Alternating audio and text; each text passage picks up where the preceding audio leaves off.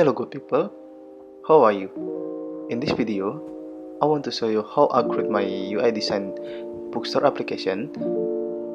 I have collected several things that I needed to create my UI design, such as features, assets, and style guide. For the features, I got 5 lists: books for you, top seller, favorite book, add to basket, and the detail book. And for the assets, I have downloaded 8 pictures from the Google.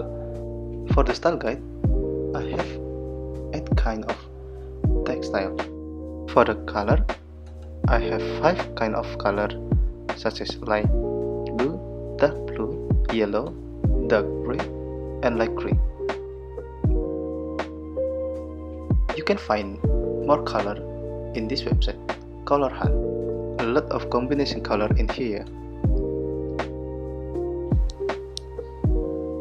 If you found this video is helpful and useful for you, please support this channel with subscribe, like, comment, and share with your friends.